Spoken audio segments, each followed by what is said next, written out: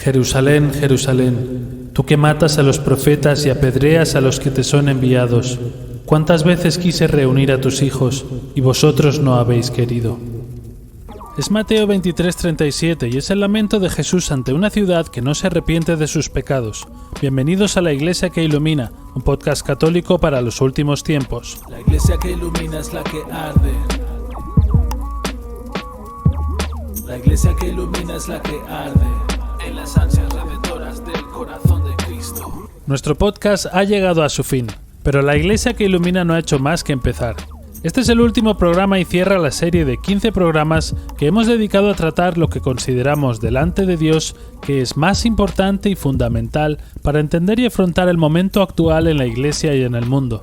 Seguiremos publicando más contenidos en distintos formatos, especialmente en el blog, para complementar todo lo explicado hasta ahora. Y terminamos, como no puede ser de otra forma, en Jerusalén, la Jerusalén de Apocalipsis 21:2 que vio San Juan bajar del cielo, con el triunfo definitivo de la Santísima Trinidad después de la Gran Tribulación.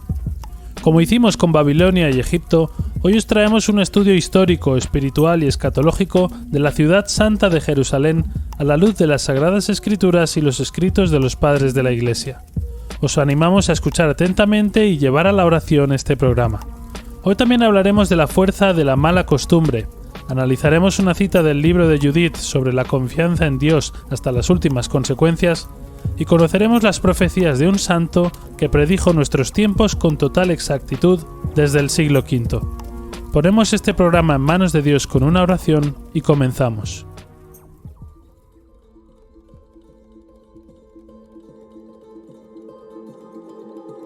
Oh Dios, que amas la libertad del ser humano y estás siempre dispuesto a perdonar al que se arrepiente y vuelve los ojos a ti. Te pedimos el don del Espíritu Santo para nosotros y para todo aquel que escuche este podcast, para que en todos nosotros se cumpla tu santa voluntad. Te lo pedimos por intercesión de María Santísima, corredentora con Cristo. Amén. Luz para mis pasos. Las tres ciudades. Jerusalén.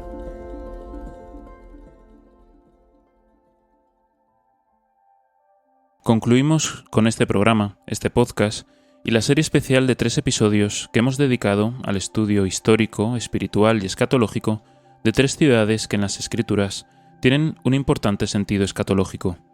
En el primer episodio hablamos de Babilonia, la ciudad de los que habiendo conocido a Dios, deciden rechazarlo y terminan adorando al demonio. El segundo programa lo dedicamos a analizar la ciudad de Egipto, la ciudad atea, de los que no conocen a Dios y terminan adorándose a sí mismos, lo que lleva también a adorar al demonio. En este programa vamos a hablar de la tercera ciudad, Jerusalén, desde el punto de vista histórico, espiritual y escatológico. Jerusalén es la ciudad de Dios, la ciudad santa, escogida para ser morada de Dios entre los hombres, la ciudad prometida a Abraham y su innumerable descendencia, el trono de David, donde Cristo reinará eternamente.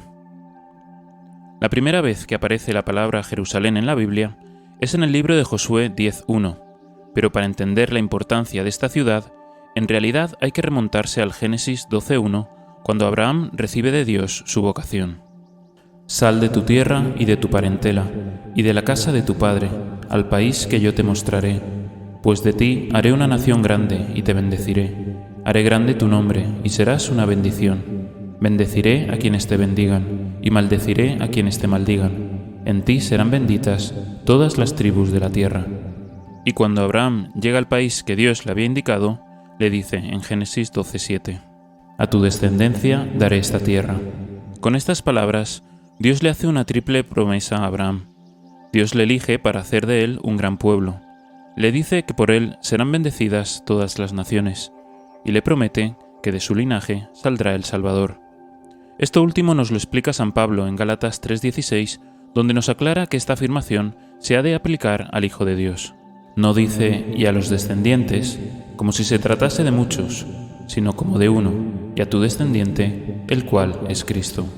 El país donde debe habitar la tierra prometida a su descendencia es Canaán, Palestina en los tiempos de Jesús, Israel en la actualidad. Sabemos por los historiadores antiguos que en esta época esta era una tierra muy fértil y rica en higos, uvas, vino, miel, olivos, árboles frutales y trigo. Esta promesa queda ratificada en Génesis 13:14, cuando Abraham vuelve de su viaje a Egipto. Alza tus ojos y mira desde el lugar donde estás, hacia el norte y hacia el mediodía, hacia el oriente y hacia el occidente, pues toda la tierra que ves te la daré a ti y a tu descendencia para siempre, y haré tu descendencia tan numerosa como el polvo de la tierra. Si fuera posible contar el polvo de la tierra, podría contarse también tu descendencia.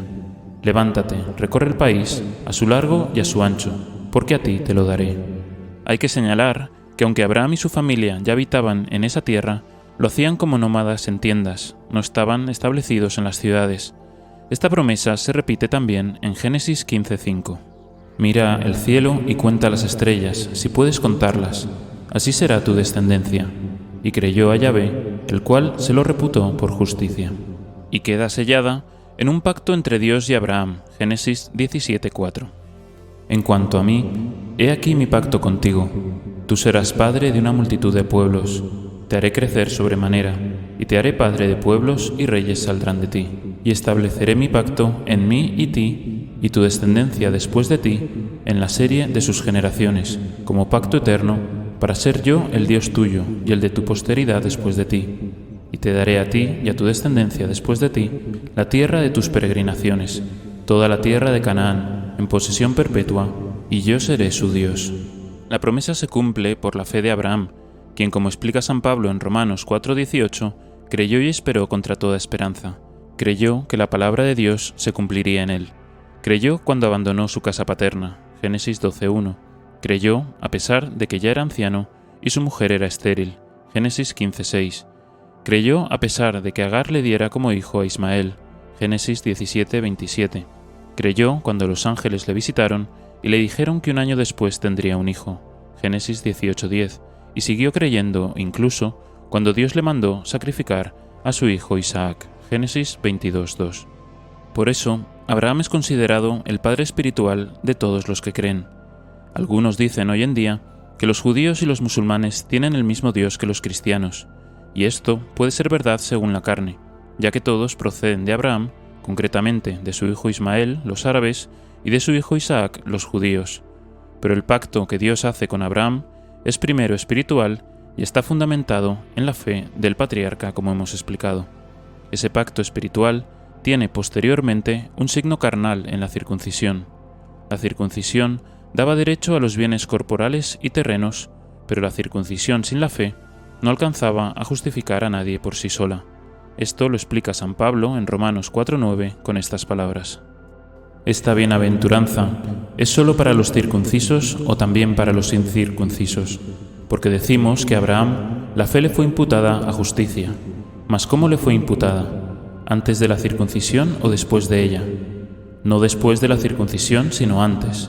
Y recibió el signo de la circuncisión como sello de la justicia de la fe que obtuvo, siendo aún incircunciso, para que fuese padre de todos los creyentes no circuncidados, a fin de que también a ellos se les imputase la justicia, como asimismo padre de los incircuncisos, de aquellos que no solamente han recibido la circuncisión, sino que también siguen los pasos de la fe que nuestro padre Abraham tenía siendo aún incircunciso. Por lo tanto, la circuncisión sin la fe no sirve para nada. Es más, los circuncidados sin fe quedan excluidos de los bienes y las promesas de Dios y de la paternidad espiritual de Abraham.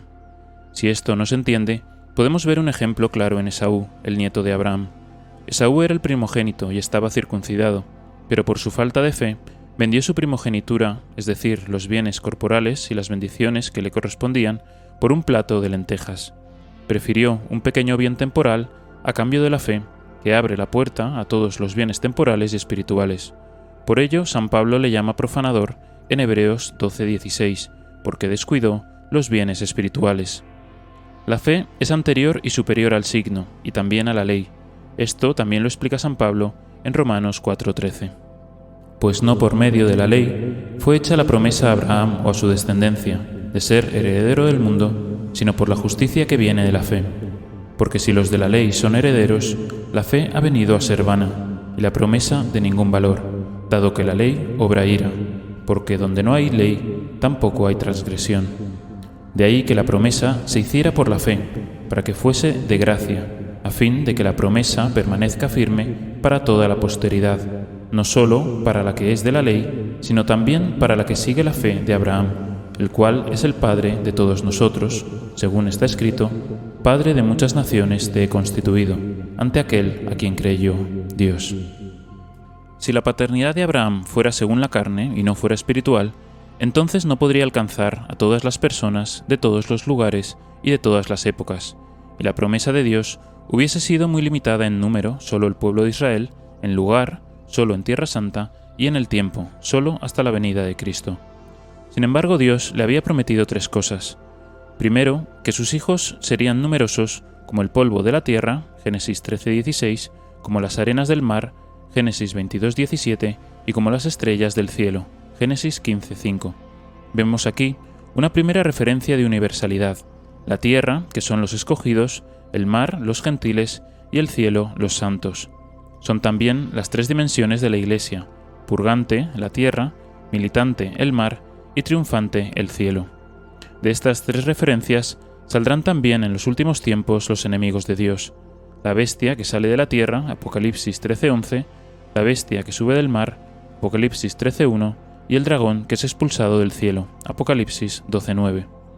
En segundo lugar, Dios le promete que serán benditas todas las tribus de la tierra, Génesis 12:3, y todas las naciones de la tierra, Génesis 22:18, que su tierra se extenderá hacia el norte y hacia el mediodía, hacia el oriente y hacia el occidente, Génesis 13:14, y comprenderá la tierra de tus peregrinaciones, Génesis 17:8, a lo largo y a su ancho, Génesis 13:15. Aquí vemos una segunda referencia de universalidad, ya que la promesa abarca a todos los países, a todas las culturas y a todos los lugares del mundo. En esto vemos que ya estaba prefigurado el mandato de Cristo: Id por el mundo entero, predicad el Evangelio a toda la creación. Quien creyere y fuere bautizado será salvo, mas quien no creyere será condenado. Marcos 16:15. Y vemos que se cumple de nuevo que primero es la fe, quien creyere, y después el signo, fuere bautizado. Sabemos por Mateo 24:14 que cuando esto se cumpla serán los últimos tiempos, y esta buena nueva del reino será proclamada en el mundo entero, en testimonio a todos los pueblos. Entonces vendrá el fin.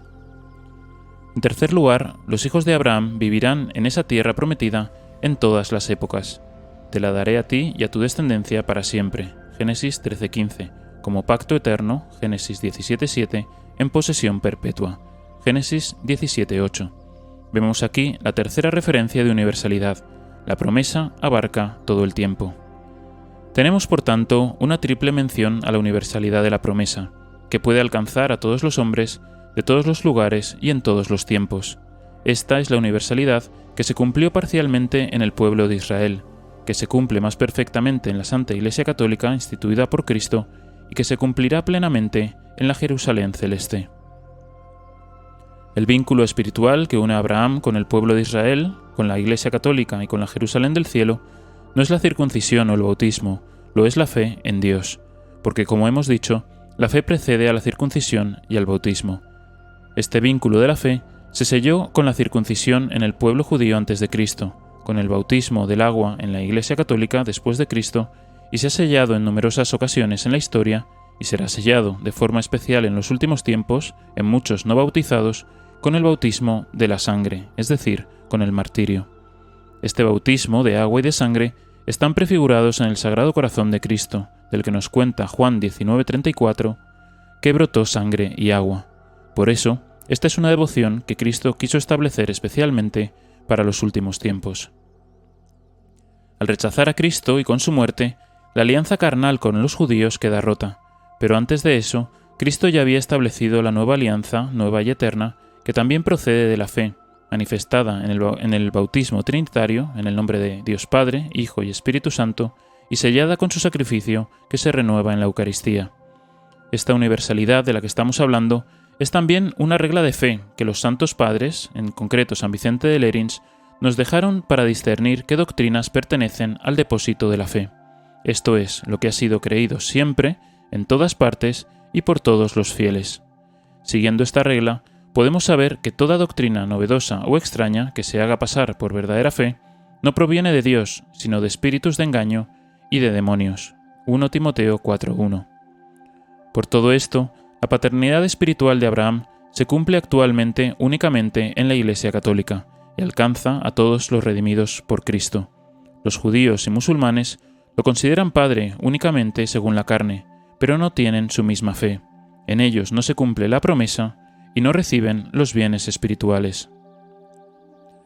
La promesa que Dios hace a Abraham la renueva en su hijo Isaac, Génesis 26:4, y también en el hijo de este, Jacob, en Génesis 28:13 y Génesis 35:11. Los tres patriarcas vivieron en la tierra de Canaán como nómadas a la espera de que se cumpliera la promesa de poseer esa tierra. Dios le había predicho a Abraham que eso sucedería después de que sus descendientes fueran esclavizados durante 400 años. Leemos Génesis 15:13. Entonces dijo Dios a Abraham: «Ten por cierto que tus descendientes vivirán como extranjeros en una tierra no suya, donde serán reducidos a servidumbre y oprimidos durante 400 años.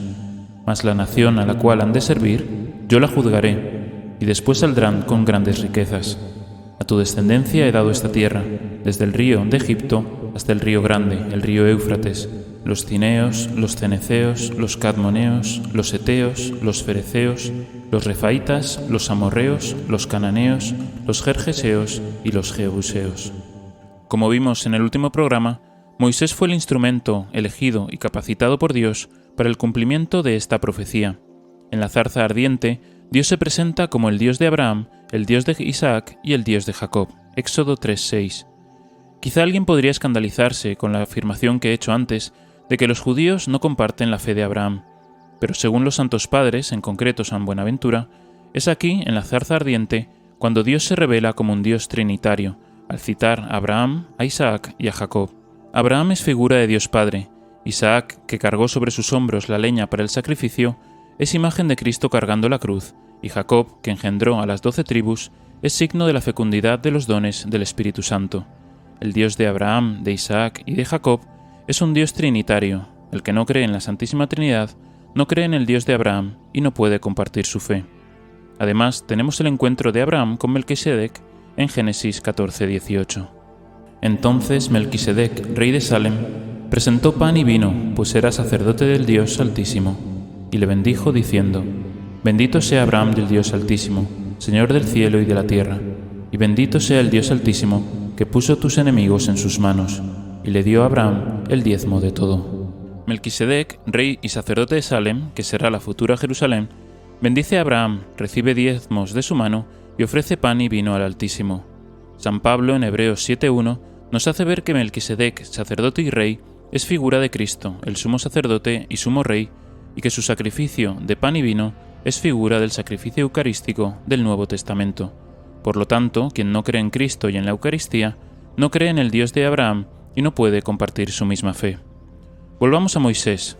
Después de 400 años de cautiverio en Egipto, Dios libera a su pueblo del yugo del faraón y lo conduce hacia la tierra prometida. Este camino está lleno de pruebas, de dificultades, de traiciones, de misericordia, de batallas y de prodigios obrados por Dios para acrecentar la fe de los suyos y manifestar su poder ante todos los pueblos. Durante este camino, Dios establece una alianza con su pueblo, les indica las leyes y preceptos que deben cumplir y la forma en la que deben darle culto. Estas normas detalladísimas culminan en la construcción del santuario, que más adelante se establecerá en el Templo de Jerusalén. Pero hasta entonces será un tabernáculo o tienda del encuentro que los israelitas montarán, desmontarán y trasladarán en su camino a la tierra prometida. Este tabernáculo contenía el arca de la alianza, que estaba cubierta de oro y contenía en su interior las tablas de la ley. Dice San Jerónimo que este arca simboliza a la Iglesia, interior y exteriormente dorada, y que es custodia de la ley de Cristo. En su configuración, el tabernáculo tenía dos partes, el Sancta Sanctorum, o Santísimo, al que solo podía acceder el sumo sacerdote, en cuyo interior estaba el arca con las tablas de la ley, y sobre el arca estaba el propiciatorio, lugar donde estaba la presencia de Dios y se comunicaba con Moisés. La segunda parte era el santo, al que podían acceder los demás sacerdotes y que contaba con el candelabro de 7 brazos, el altar del incienso, que era un sacrificio perpetuo de alabanza, y la mesa de los panes de proposición, que era un sacrificio perpetuo de panes ácimos que eran sustituidos cada sábado por otros nuevos. Entre las dos partes había un velo, que es el que se partió por la mitad cuando Cristo murió en la cruz, Mateo 27:51. Fuera del tabernáculo estaba el atrio, al que podían acceder los judíos para ofrecer sus ofrendas y quemarlas en el altar de los holocaustos. El tabernáculo representaba la casa de Dios y el atrio representaba al pueblo de Dios. El tabernáculo es figura del templo cristiano, en el cual Dios ha elegido su morada entre los hombres. El Sancta Sanctorum recuerda el sagrario donde Jesús está presente día y noche bajo la especie del pan y se comunica con los hombres. El vaso de los panes ácimos está reemplazado por el copón que encierra el verdadero pan del cielo, como dice Juan en 6:32. Las tablas de la ley se sustituyen por el Evangelio, que antiguamente se conservaba en la iglesia junto al Santísimo. Viendo esta configuración y su sentido, quizá podamos entender mejor el abuso que se produce hoy en día en muchas iglesias, en las que el sagrario, donde está Dios, ya no ocupa la parte principal del templo, sino que ha sido desplazado a una capilla lateral. En cambio, el resto del templo se ha convertido en un atrio, en el que los fieles a veces celebran el culto, y otras se hacen exposiciones, conciertos, cenas solidarias, se graban videoclips y los turistas pasean libremente. Esta alianza es el pacto que Dios establece con el pueblo de Israel para que éste pueda vivir en la tierra prometida, en la ciudad santa, en Jerusalén. La alianza supone protección, prosperidad y su presencia en el tabernáculo, si el pueblo de Israel es fiel a Dios, si cumple sus mandatos y rechaza los cultos idólatras de los otros pueblos. Leamos Éxodo 23:23. Porque mi ángel caminará delante de ti y te introducirá en el país del amorreo, del eteo, del fereceo, del cananeo, del heveo y del jebuseo, y yo los destruiré. No te postrarás ante sus dioses, ni les darás culto, ni imitarás sus obras. Al contrario, los destruirás por completo y quebrarás sus piedras de culto. Vosotros serviréis a Yahvé vuestro Dios, y Él bendecirá tu pan y tu agua. También las enfermedades las desterraré de ti. En tu tierra no habrá mujer que aborte ni que sea estéril, y colmaré el número de tus días. Enviaré delante de ti mi terror, y llenaré de consternación a todos los pueblos a los que llegues, y haré que todos tus enemigos vuelvan ante ti las espaldas. También enviaré tábanos delante de ti, que ahuyentarán ante tu presencia al heveo, al cananeo y al eteo. No hagas pacto con ellos ni con sus dioses, no habiten ellos en tu país, no sea que te hagan pecar contra mí, porque sirviendo a sus dioses caerías en un lazo. Vemos aquí la importancia de no mezclar el culto a Dios con otros cultos idólatras, pachamámicos y extraños que ofenden gravemente a Dios y rompen su alianza. Por eso, cuando los israelitas construyen el becerro de oro y lo adoran, las consecuencias de su pecado son extremas. Éxodo 33:7. Y tomó Moisés el tabernáculo y lo plantó a cierta distancia fuera del campamento, y lo llamó tabernáculo de la reunión, de modo que todo el que buscaba a Yahvé salía hacia el tabernáculo de la reunión fuera del campamento. La separación del tabernáculo del campamento significa un castigo para el pueblo apóstata, una especie de excomunión, ya que quedan privados de la presencia de Dios en medio de ellos y se rompe la alianza. Sin embargo, son la humildad, la continua súplica de Moisés por el pueblo y su ayuno durante 40 días los que logran devolverles el favor de Dios. Éxodo 34:8.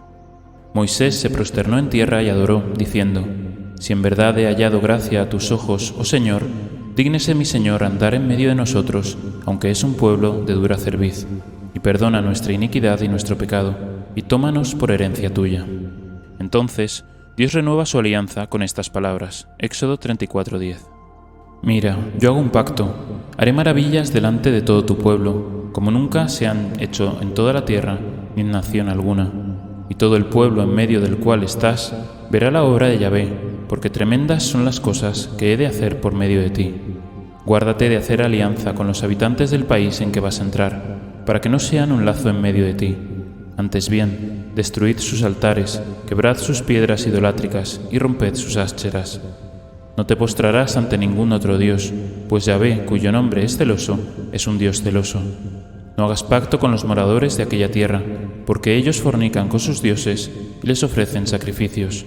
Te invitarán, y tú comerás de sus sacrificios, y tomarás de sus hijas para tus hijos, y fornicando sus hijas con sus dioses, harán también fornicar a tus hijos con los dioses de ellas. No te harás dioses de fundición. En vez de idolatrar, Se usa en hebreo el verbo fornicar, porque la alianza con Dios es como un matrimonio, como hemos explicado en otros programas, y adorar a dioses ajenos es por eso adulterio, fornicación espiritual, tanto más cuanto que el culto de los ídolos está acompañado de graves excesos de lujuria. Todo esto lo comprobamos cumplido hoy en día, con profundo dolor, dentro de la Iglesia católica.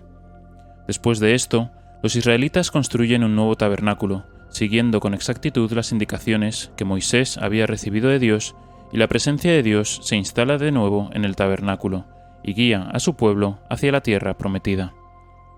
No vamos a profundizar en el resto de pruebas, traiciones y prodigios que se sucedieron en adelante hasta llegar a la tierra prometida, pero sí queremos destacar que Moisés y Aarón, que representan la ley y el sacerdocio de la antigua alianza, no son los que introducen al pueblo de Israel en la tierra prometida, debido a que no perseveraron hasta el final y desconfiaron de Dios en el pozo de Meribá, Números 20:11. En su lugar es Josué, varón de espíritu escogido por Dios, quien asume esta misión.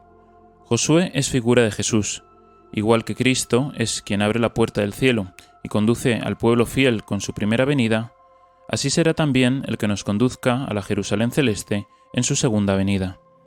Pero antes de entrar en la tierra prometida, el pueblo de Israel debe afrontar una nueva prueba de fe. Tenía que cruzar el río Jordán. Este pasaje milagroso que nos recuerda al paso por el Mar Rojo, Éxodo 14:22, se nos narra en Josué 3:14. Entonces salió el pueblo de sus tiendas para pasar el Jordán, y los sacerdotes que llevaban el arca de la alianza marchaban al frente del pueblo. Y cuando llegaron los portadores del arca al Jordán, y los pies de los sacerdotes que llevaban el arca se mojaron en la orilla de las aguas, separaron las aguas que venían de arriba, elevándose a mucha distancia en forma de un montón, y las aguas quedaron completamente cortadas, y el pueblo pasó frente a Jericó. Los sacerdotes que llevaban el arca de la alianza de Yahvé estaban parados sobre el suelo enjuto, en medio del Jordán, mientras todo Israel iba pasando en seco, hasta que todo el pueblo hubo acabado de pasar el Jordán. Al separar las aguas del Mar Rojo, Dios les abre la puerta de salida de Egipto, y ellos, al cruzar el mar, hacen un acto de fe y son salvados de las manos del faraón, de la esclavitud y de la muerte. Después, Dios, a través del arca de la alianza, vuelve a separar las aguas del río Jordán, y aquellos que han perseverado hasta el final son dignos de entrar en la tierra prometida. Este camino que hemos descrito desde la liberación de Egipto hasta la entrada en la tierra prometida es imagen de la vida cristiana, primero por la fe en Dios y la renuncia a Satanás expresados en el rito del bautismo, somos liberados de las manos del demonio, del dominio del pecado y de la muerte eterna. Después, iniciamos un duro camino lleno de caídas, de pecados y ofensas a Dios, y también de misericordia, de perdón y de la presencia de Dios que nos guía a través de la oración y los sacramentos.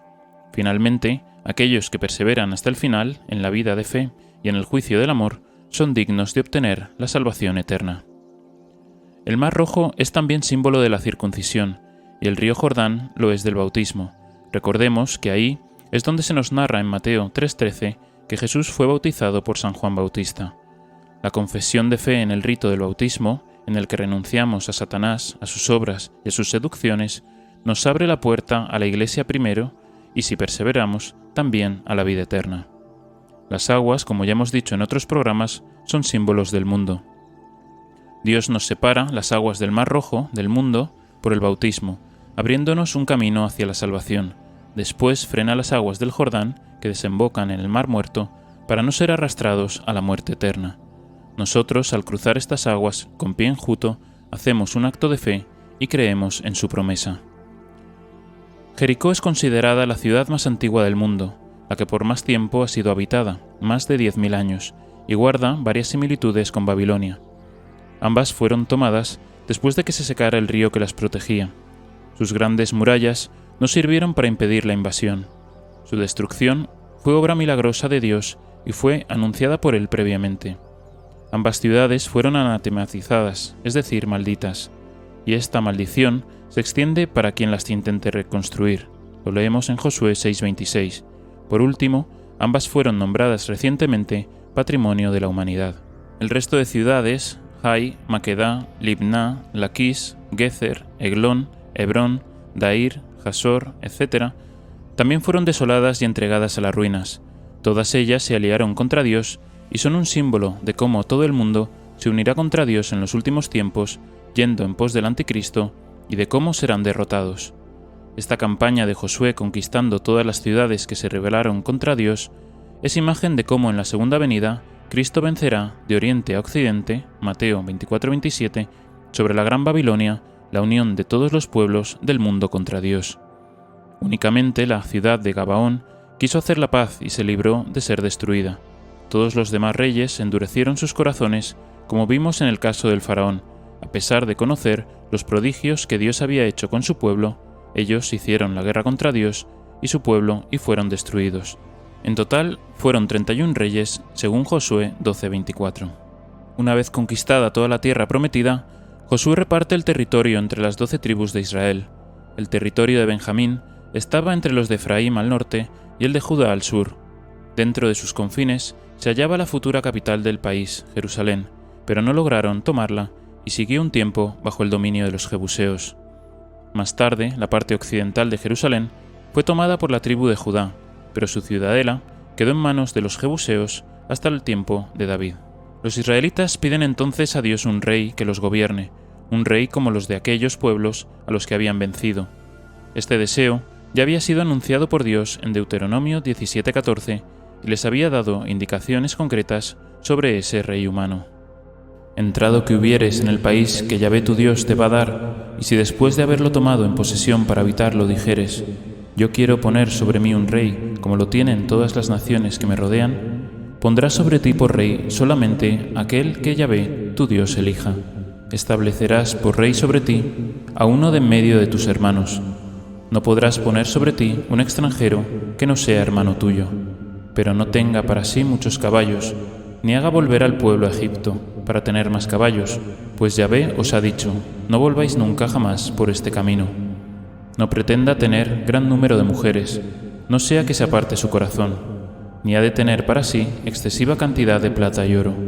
Y cuando haya subido al trono de su reino, escribirá para sí una copia de esta ley según el ejemplar que poseen los sacerdotes levitas.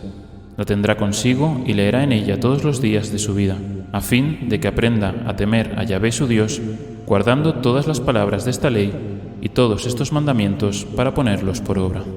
Dios, en Éxodo 19:5, ya había anunciado también su deseo de establecer un reino en la tierra, reino de sacerdotes y nación santa, pero este anuncio está condicionado siempre a que ellos le reconozcan como rey. Pero en su corazón, los israelitas quieren un rey humano, un conquistador que les conduzca a victorias y logros humanos. Así, no reconocieron al Rey de Reyes cuando nació humilde en un pesebre. Así, afirmaron que no tenían más rey que al César, y así también entronizarán como rey al Anticristo cuando se manifieste. La primera tentativa de arrancar a Dios la autoridad de rey que tenía sobre Israel, reemplazándola por una realeza humana, se da en Jueces 8:23, cuando los israelitas piden a Gedeón que sea su rey, a lo que él responde: No reinaré yo sobre vosotros, ni reinará mi hijo sobre vosotros. Yahvé sea quien reine sobre vosotros. La segunda se da en el libro de Samuel, 1 Samuel 8:7, provocando los celos y la justa indignación de Dios. Respondió Yahvé a Samuel: Oye la voz del pueblo en todo cuanto te digan, porque no te han desechado a ti, sino a mí, para que no reines sobre ellos. La realeza de Dios es sustituida por una realeza humana que regirá a Israel en adelante. El hombre va a dirigir sus miradas hacia el hombre, en lugar de elevarlas cargadas de esperanza hacia el Rey Divino. Esta decisión resultó en innumerables calamidades, si bien el Señor, como siempre lo hace, supo sacar bien de tantos males y preparar para su Mesías la familia del rey David. Así, los israelitas pasaron de la teocracia, en la que la ley de Dios juzgaba a los hombres, a la monarquía, que supone dejar en un hombre el juicio que corresponde en última instancia a Dios.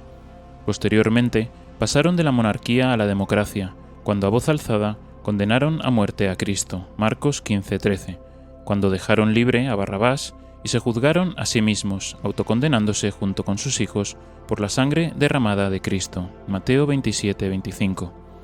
Igualmente, el hombre moderno que rechaza la ley suprema de Dios y su jurisdicción sobre todo lo creado, llegó a rechazar primero a las monarquías cristianas, erigiéndose en su propio juez, estableciendo sus propias leyes de libertad, igualdad y fraternidad bajo la forma de una democracia que se autocondena, derramando la sangre de sus hijos inocentes por medio del aborto. De la misma forma, vemos en la Iglesia cómo hoy se sustituye la ley de Dios custodiada en el depósito de la fe por un magisterio humano diferente y en ocasiones contradictorio al revelado, promovido desde la sede del Vicario de Cristo. Ahora incluso se pretende que sea el pueblo santo de Dios quien democráticamente determine en qué se debe creer, bajo una sinodalidad engañosa que conduce a la apostasía y a la autocondenación de las almas, arrastrando con ellas a las más inocentes. Igual que los pecados de los reyes del Antiguo Testamento desfiguraron la imagen que el pueblo debía tener de Cristo y no lo reconocieron como rey, así también los pecados de los malos pastores en la Iglesia desfiguran la imagen de Cristo y harán que muchos reconozcan como rey a quien no lo es. Un rey que es descrito por Dios en 1 Samuel 8:14 con estas palabras: «Tomará lo mejor de vuestros campos, vuestras viñas y vuestros olivares, y los dará a sus servidores. Diezmará vuestras sementeras y vuestras viñas, para hacer regalos a sus cortesanos y servidores. Tomará también vuestros siervos y vuestras siervas, y los escogidos de entre vuestros jóvenes y vuestros asnos, y los empleará para sus trabajos. Diezmará asimismo vuestros rebaños, y vosotros seréis siervos suyos. Entonces clamaréis a causa de vuestro rey que os habéis escogido. Pero en aquel día, Yahvé no os responderá». El primer rey de Israel, ungido por Samuel, es Saúl con estas palabras. 1 Samuel 10:1. Yahvé te ha ungido por príncipe sobre su herencia. Y añade la Vulgata: librarás a su pueblo de las manos de sus enemigos que le rodean, y esta será la señal de que Dios te ha ungido por príncipe. Al ser ungidos, descendía sobre ellos el Espíritu Santo. 1 Samuel 10:6 y 1 Samuel 16:13. Vemos aquí cómo la misión de los reyes del Antiguo Testamento es similar a la de los papas del Nuevo Testamento, proteger a los fieles de los enemigos de Dios, y es en el cumplimiento de esta misión en donde se manifiesta que han sido verdaderamente escogidos por Dios. Más importante aún en el caso de los papas, pues no solo son reyes, sino también sumos sacerdotes de la Iglesia, y esa defensa de los fieles es sobre todo espiritual frente a los enemigos de la fe. Cuando los reyes desobedecían y ofendían a Dios, acumulaban maldiciones y castigos para el pueblo, hasta el punto en el que podían ser despojados de su reino y el Espíritu de Dios se alejaba de ellos. 1 Samuel 16:14, siendo sustituido por un espíritu demoníaco que los atormentaba y endurecía su corazón. Este fue el caso de Saúl, que por sus graves pecados perdió el reino y la gracia de Estado en favor de David. David es el personaje del Antiguo Testamento que en más aspectos es figura de Cristo. Los santos padres ven en la victoria de David sobre Goliat una figura del triunfo de Cristo sobre Satanás. Considerad, hermanos míos, dice San Agustín, dónde asestó David el golpe mortal a Goliat. Fue en la frente, en donde faltaba la humildad de la cruz. Así como el cayado de David es figura de la cruz, así la piedra que dio en la frente de Goliat simboliza a nuestro Señor Jesucristo. Tras la muerte de Saúl y después de un breve periodo de guerra civil entre las tribus de Israel, David es finalmente aclamado rey por todo Israel, y lo primero que hace es conquistar la ciudad de Jerusalén, que todavía estaba en manos de los jebuseos, y trasladar allí el arca de la alianza.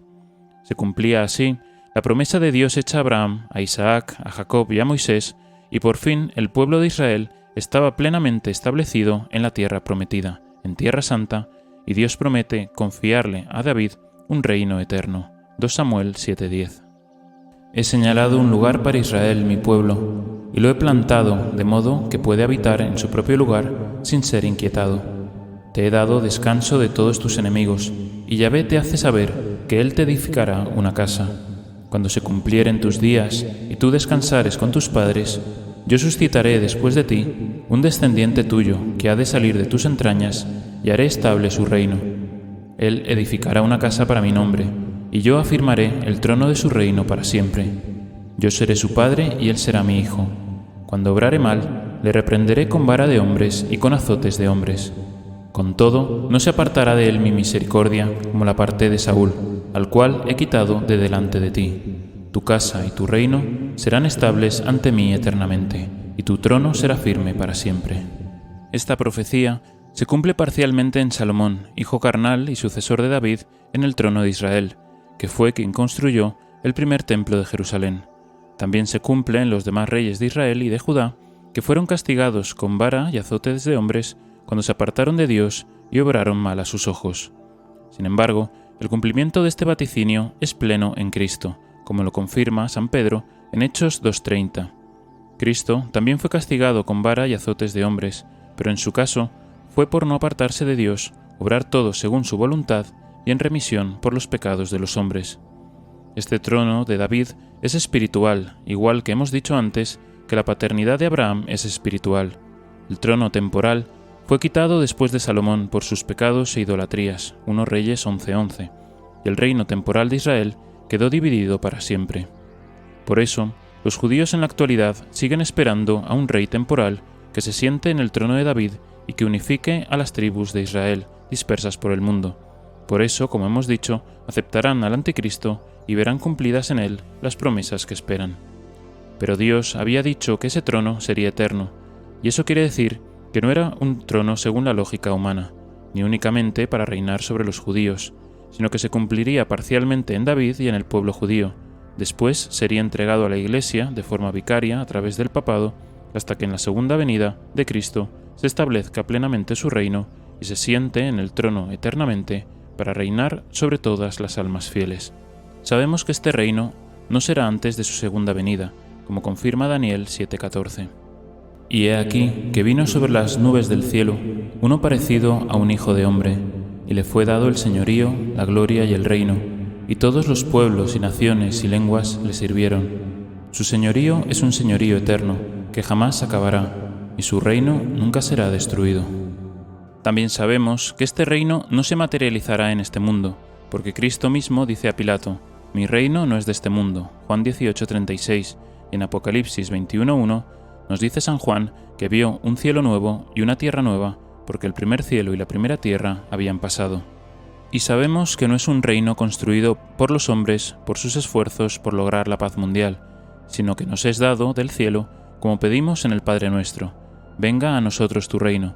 Y sabemos por el Apocalipsis 21:2 que ese reino es la Jerusalén nueva que baja del cielo de parte de Dios, engalanada para las bodas del Cordero, que es cuando Cristo se sentará en su trono para siempre.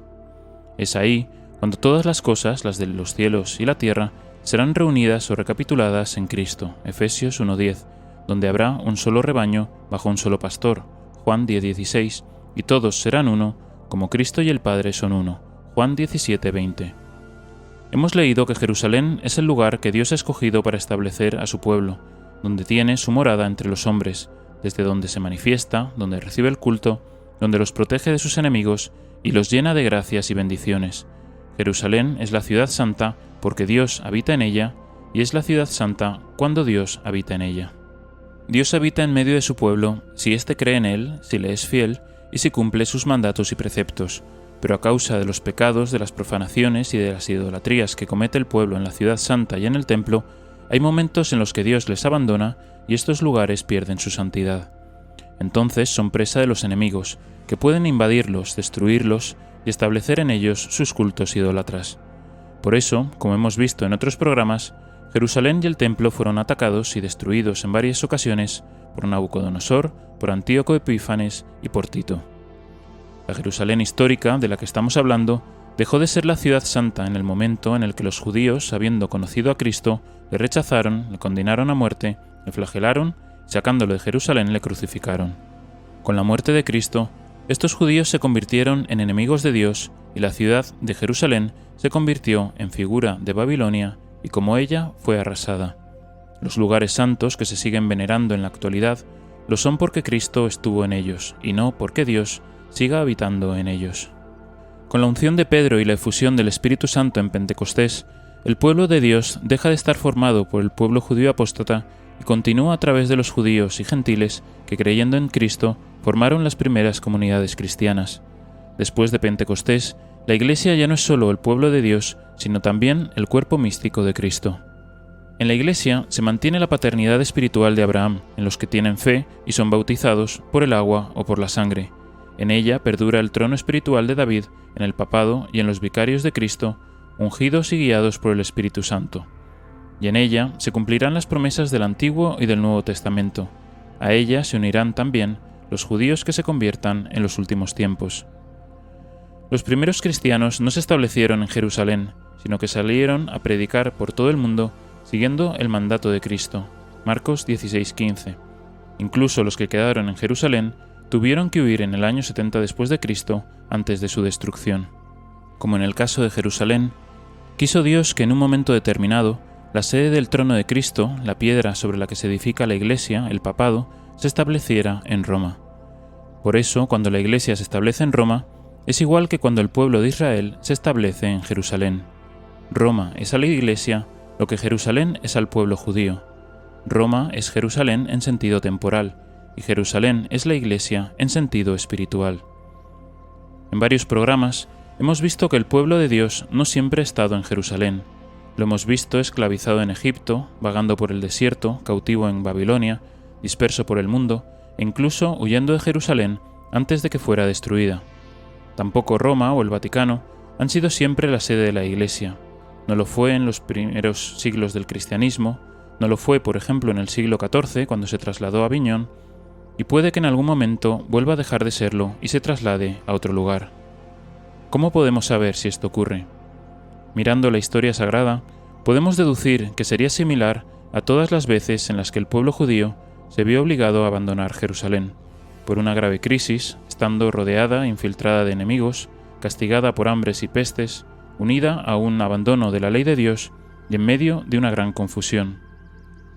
Así ocurrió, por ejemplo, cuando el Papa Clemente V trasladó la sede petrina a Aviñón en 1309, en un clima de conflictividad social y política, escándalos morales, epidemias, guerras de poder, falsos papas, etc. De ahí que algunos historiadores católicos denominaran esa etapa de la Iglesia en Aviñón como el segundo cautiverio de Babilonia. Si nos fijamos, todos estos signos aparecen anunciados por Cristo para los últimos tiempos, Mateo 24:4.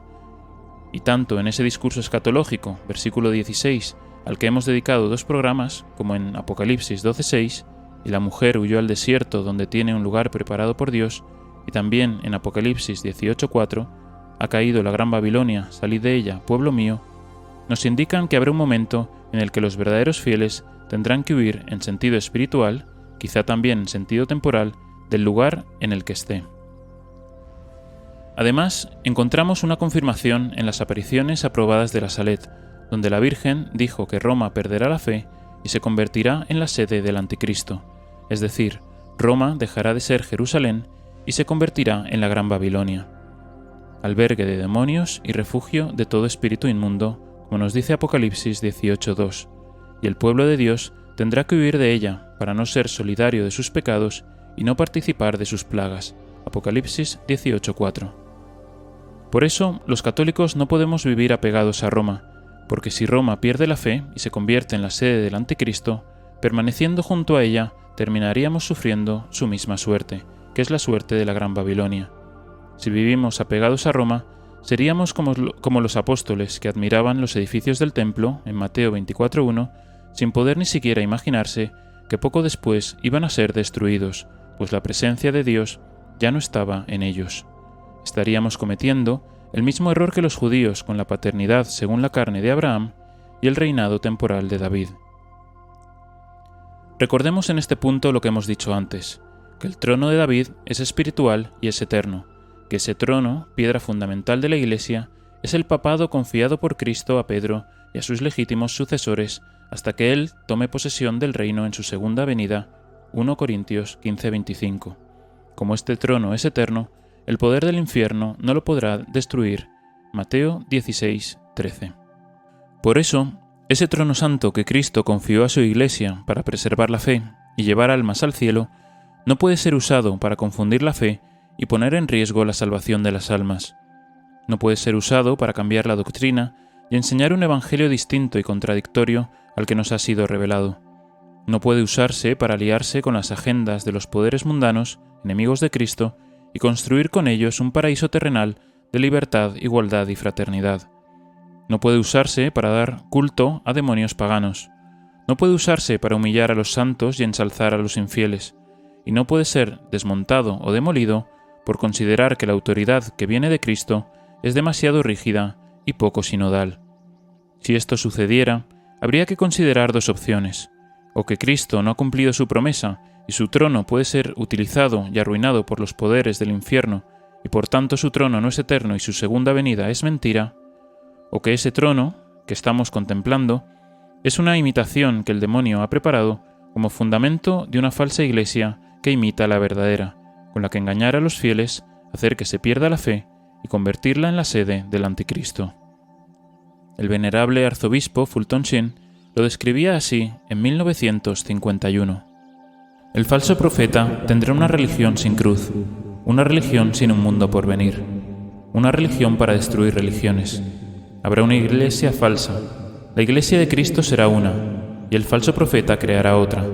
La iglesia falsa será mundana, ecuménica y global. Será una federación de iglesias, y las religiones formarán cierto tipo de asociación global, un parlamento mundial de iglesias. Será vaciado de todo contenido divino y será el cuerpo místico del anticristo. El cuerpo místico, hoy en la tierra, tendrá su Judas Iscariote, y él será el falso profeta. Satanás lo contratará entre nuestros obispos. En medio de todo ese aparente amor por la humanidad y de su locuaz charla sobre la libertad y la igualdad, ese diablo tendrá un gran secreto que no le dirá a nadie. No creerá en Dios. Como su religión será la fraternidad sin la paternidad de Dios, engañará hasta a los elegidos. Edificará una contraiglesia que imitará a la iglesia, porque él, el diablo, es el imitador de Dios. La casa tendrá todos los detalles y características de la iglesia, pero a la inversa y vaciada de todo su contenido divino. Será un cuerpo místico del anticristo, que se parecerá en todos los aspectos externos al cuerpo místico de Cristo. En su desesperada necesidad de Dios, a quien sin embargo se niega a adorar, el hombre moderno, en su soledad y frustración, ansiará cada vez más ser miembro de una comunidad que le dé amplitud de propósitos, pero a costa de perderse en alguna vaga colectividad. Hasta aquí la cita.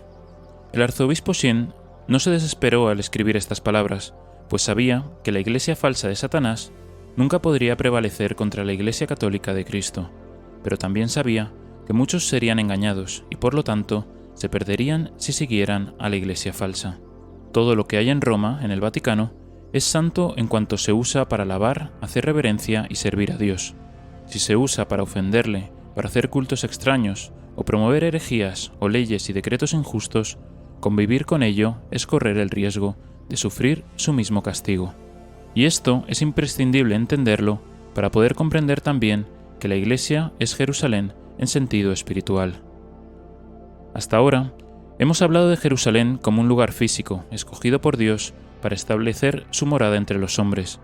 Por eso, la Iglesia es Jerusalén en cuanto es el lugar espiritual que Dios ha establecido para vivir en medio de su pueblo, donde se manifiesta, donde recibe el culto, donde los protege de sus enemigos y los llena de gracias y bendiciones a través de los sacramentos. Pero al vivir apegados a Roma, al Vaticano, algunos confunden la Jerusalén física con la Jerusalén espiritual y piensan que la Iglesia es el redil y no el rebaño de las ovejas. Y esto, que puede parecer confuso, lo explica Cristo en la parábola del buen pastor. El redil, es decir, el lugar en el que las ovejas son protegidas, cuidadas y alimentadas, representa a Jerusalén y a Roma. Mientras hay buenos pastores en su interior que cuidan a las ovejas, son lugares santos que cuentan con la presencia de Dios. Pero cuando son profanados por lobos y falsos pastores, y los buenos pastores huyen o permiten la profanación, el redil ya no es un lugar seguro para las ovejas y son pastoreadas por el mismo Cristo fuera del redil a otros pastos. Leamos Juan 10:1. En verdad os digo, quien no entra por la puerta en el aprisco de las ovejas, sino que sube por otra parte, ese es un ladrón y un salteador, mas el que entra por la puerta es el pastor de las ovejas. A éste le abre el portero, y las ovejas oyen su voz, y él llama por su nombre a las ovejas propias, y las saca afuera. Cuando ha hecho salir todas las suyas, va delante de ellas, y las ovejas le siguen, porque conocen su voz. Mas al extraño no le seguirán, antes huirán de él, porque no conocen la voz de los extraños. Roma, el Vaticano, es el aprisco, el redil en el que Dios ha querido establecer su rebaño. Es Jerusalén en sentido físico. El portero, es decir, el que puede abrir y cerrar el aprisco e introducir y sacar a las ovejas del redil, es Cristo, el buen pastor, el que llama a las ovejas y éstas conocen su voz. La Iglesia son el conjunto de las ovejas que escuchan la voz del pastor, la reconocen y le siguen, estando el rebaño dentro o fuera del aprisco. Cristo no dice que sus ovejas son las que viven en el redil, sino las que escuchan su voz y le siguen. Son los fieles que creen en Cristo y cumplen su voluntad. El que entra por la puerta para cuidar a las ovejas es el pastor fiel que recibe su autoridad de Cristo, del portero. Habla como Cristo y actúa como Cristo. Por eso las ovejas le obedecen. Este es el vicario de Cristo, el Papa, que recibe el poder de gestionar el aprisco y dirigir el rebaño, y son también los obispos y sacerdotes fieles que enseñan la recta doctrina y, como el buen pastor, protegen al rebaño de los lobos. En cambio, el que no entra por la puerta, sino que sube por otra parte, es decir, el que se salta la autoridad de Cristo y trata de engañar a las ovejas con palabras extrañas, con una voz que no se parece a la del pastor, e introduce en el redil lobos disfrazados de ovejas, este es un ladrón y salteador. Estos son los que, aunque están dentro del redil, de Roma, del Vaticano, buscan la perdición de las ovejas, aunque estén vestidos como pastores. Cuando el aprisco ha sido invadido por estos ladrones y salteadores, Cristo, para probar a sus fieles y ver cuáles son sus verdaderas ovejas, puede hacer salir a las suyas del redil y guiarlas él mismo, va delante de ellas.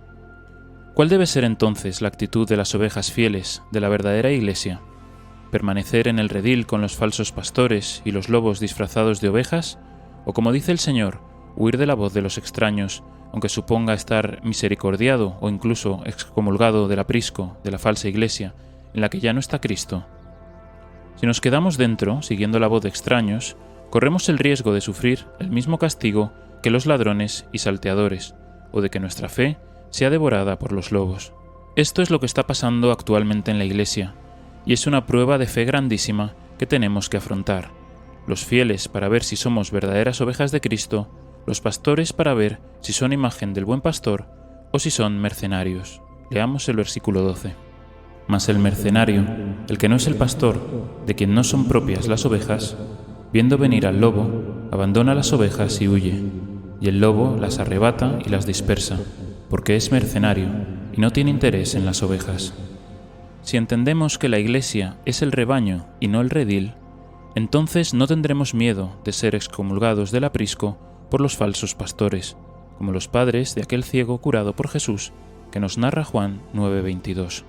Los padres hablaron así porque temían a los judíos, pues éstos se habían ya concertado para que quienquiera lo reconociese como Cristo fuese excluido de la sinagoga. Este silencio miedoso es más grave entre aquellos que tienen el deber de cuidar al rebaño, como en Juan 12:42. Sin embargo, aún entre los jefes muchos creyeron en él, pero a causa de los fariseos no lo confesaban, de miedo de ser excluidos de las sinagogas, porque amaron más la gloria de los hombres que la gloria de Dios. Estos pastores que justifican los males, los excusan y los camuflan bajo capa de bien, son los guías ciegos que guían a otros y cometen el pecado de incredulidad de los fariseos, un pecado de ceguera voluntaria que deliberadamente niega la evidencia. Es el pecado contra la luz y en consecuencia contra el Espíritu Santo, un pecado que no tiene perdón, porque no es fruto de la debilidad que lleva al arrepentimiento, sino que es soberbia reflexiva e hipocresía, que encubre el mal con la apariencia del bien para poder defenderlo. Nadie podrá decir que no estaba avisado, porque Cristo ya avisó que esto pasaría en Juan 16:1. Os he dicho esto para que no os escandalicéis, os excluirán de las sinagogas, y aún vendrá tiempo en que cualquiera que os quite la vida creerá hacer un obsequio a Dios. Y os harán esto porque no han conocido al Padre ni a mí.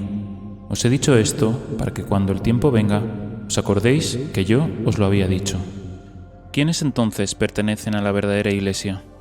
Hoy en día, algunos defienden que todos forman parte de la Iglesia. Dicen que todos los bautizados forman el santo pueblo de Dios, pero como hemos visto con la paternidad espiritual de Abraham, la fe precede al bautismo. Si estás bautizado pero no profesas la fe, no formas parte de la Iglesia católica. Esto es lo que siempre ha enseñado la Iglesia, y lo dice textualmente Pío XII en la encíclica Mystici Corporis Christi. En realidad, solo deben ser incluidos como miembros de la Iglesia aquellos que han sido bautizados y profesan la verdadera fe, y que no han tenido la desgracia de separarse de la unidad del cuerpo o han sido excluidos por la autoridad legítima por faltas graves cometidas. Hoy en día, muchos que se consideran católicos porque están bautizados, porque cumplen los preceptos o porque siguen al Papa, pueden estar realmente fuera de la Iglesia y corren el peligro de condenarse si defienden o consienten posturas morales y doctrinales que son contrarias a la verdad y a la fe revelada. Son como aquellos judíos que estaban circuncidados, que cumplían los preceptos acudiendo al templo, pero que rechazaban a Cristo y su doctrina, como se nos cuenta en Juan 8:31. Jesús dijo entonces a los judíos que le habían creído: «Si permanecéis en mi palabra, sois verdaderamente mis discípulos, conoceréis la verdad, y la verdad os hará libres». Replicáronle: «Nosotros somos la descendencia de Abraham, y jamás hemos sido esclavos de nadie. ¿Cómo pues, dices tú, llegaréis a ser libres?» Jesús les respondió: «Bien sé que sois la posteridad de Abraham, y sin embargo tratáis de matarme, porque mi palabra no halla cabida en vosotros. Yo digo lo que he visto junto a mi Padre, y vosotros hacéis lo que habéis aprendido de vuestro padre». Ellos le replicaron diciendo: «Nuestro padre es Abraham». Jesús les dijo: «Si fuerais hijos de Abraham, haríais las obras de Abraham. Vosotros hacéis las obras de vuestro padre». Dijéronle: «Nosotros no hemos nacido del adulterio. No tenemos más que un Padre, Dios». Jesús les respondió: «Si Dios fuera vuestro Padre, me amaríais a mí, porque yo salí y vine de Dios.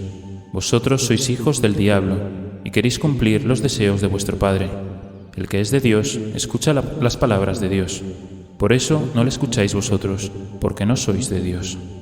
Aquí queda expresado con claridad lo que hemos explicado sobre la paternidad espiritual de Abraham aplicado a la Iglesia, y cómo la fe es imprescindible para poder hacer las obras de Dios.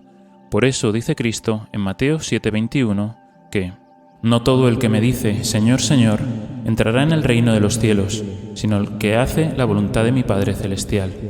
Muchos me dirán en aquel día, Señor, Señor, ¿no profetizamos en tu nombre, y en tu nombre lanzamos demonios, y en tu nombre hicimos cantidad de prodigios? Entonces les declararé, jamás os conocí, alejaos de mí, obradores de iniquidad». Con Cristo, la paternidad espiritual y la pertenencia a la Iglesia de los que creen se mantiene y se perfecciona con los sacramentos. En ellos, la gracia no se nos da por nuestra fe, sino en la medida en la que nos adherimos a la fe de la Iglesia, que es quien tiene la potestad de Cristo para conferirlos. Ese depósito de la fe, que la Iglesia y sus pastores tienen la misión de defender y enseñar, está compuesto por la revelación escrita, las Sagradas Escrituras, y por la revelación oral, que es la tradición. Cualquier magisterio novedoso que se salga de esta fe, que la contradiga o que la confunda, es anatema en palabras de San Pablo, Gálatas 1:7, y no pertenece a la Iglesia católica. Hay quien dice que cada vez que pecamos estamos fuera de la Iglesia, y es verdad, pero aquí hay una diferencia fundamental entre el que peca teniendo fe y el que peca sin tener fe. Y para entenderlo, hay que fijarse en el pecado de Pedro y en el pecado de Judas. Pedro peca gravemente negando a Cristo, persiste en su pecado hasta 3 veces, pero Pedro no pierde la fe en Cristo, y cuando el canto del gallo despierta su conciencia, esa fe humilde es la que le lleva al arrepentimiento y a buscar el perdón de Dios y volver a la Iglesia. Este ejemplo, que sucede cuando Pedro todavía no es papa, le sirve para acoger con humildad la corrección de San Pablo en Gálatas 2:11 y enmendar su error cuando ya era cabeza de la Iglesia. Judas, por su parte, también peca gravemente, traicionando a Cristo y entregándolo a sus verdugos. Pero Judas no tiene fe, y eso le lleva a la desesperación y autoexcluirse de la Iglesia y del camino del perdón y de la salvación. El que tiene fe aunque peque, Dios le pone medios y personas que le muestran su error, y Él le da la gracia y la humildad para arrepentirse, pedir perdón y, como la oveja perdida de Lucas 15:4, vuelve a cogerla en su rebaño. El que no tiene fe, cuando peca, desprecia e ignora los medios y las personas que Dios le pone para ayudarle a enmendar su error. La persistencia en el error se convierte en soberbia y termina autoexcluyéndose del rebaño, arrastrando con él a todos los que le siguen. Esta pertinacia u obstinación en la negación de una verdad revelada después de recibido el bautismo es lo que el Catecismo de la Iglesia define como herejía en el numeral 2089, y el hereje, estando bautizado y persistiendo en el error por la negación de la fe, está excluido de la Iglesia. Los papas tienen una protección especial para evitar el error doctrinal, y esta protección viene de 3 fuentes principales. En primer lugar, sobre ellos actúa una oración especial que Cristo hace sobre Pedro y que podemos leer en Lucas 22:32.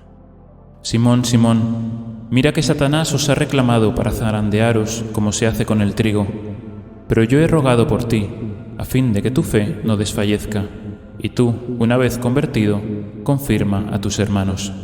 En segundo lugar, también sobre los papas actúa la acción del Espíritu Santo, que como hemos visto en el caso de los reyes de Israel, después de ser ungidos, supone una gracia de estado para guiarlos en su especial misión.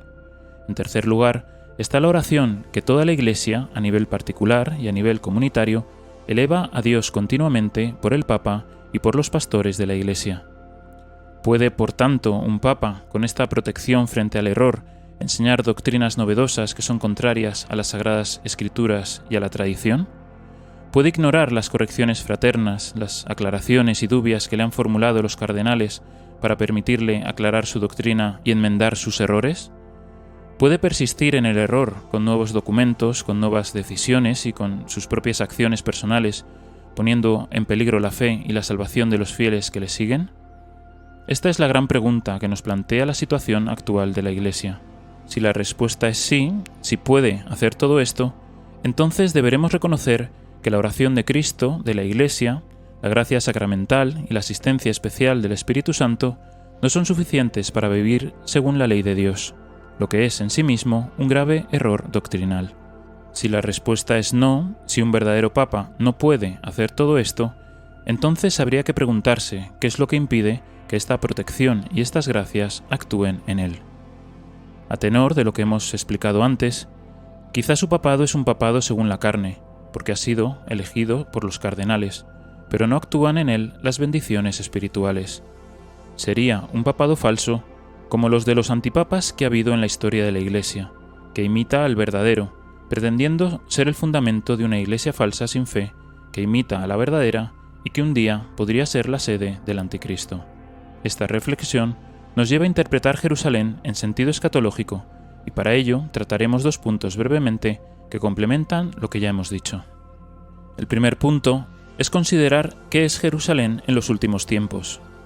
Jerusalén en los últimos tiempos es Roma en sentido físico o temporal. Cuando Roma pierda la fe y se convierta en la sede del Anticristo, se convertirá en la capital o gran ciudad de la Gran Babilonia, que es la unión de todos los países, las religiones y las culturas de la tierra que, habiendo conocido a Dios por la proclamación universal del Evangelio, Mateo 24:14, rechazarán a Dios y seguirán al Anticristo. Vimos en el programa sobre Egipto que en Apocalipsis 11:8 a esta gran ciudad se le llama alegóricamente Sodoma y Egipto, por su aceptación y bendición de la inmoralidad y la idolatría, y también el lugar donde el Señor de ellos fue crucificado. Y explicamos que esta referencia vinculaba a Jerusalén, donde Cristo fue crucificado, con Roma, donde su vicario San Pedro sufrió el mismo martirio. Además, en Apocalipsis 17:9, el ángel le explica a San Juan que la bestia con 7 cabezas es una ciudad con 7 colinas, y tanto Roma como Jerusalén están formadas por el mismo número de montes. También dijimos que San Pedro, en 1 Pedro 5:13, llama Babilonia a Roma, lugar desde donde escribe sus epístolas.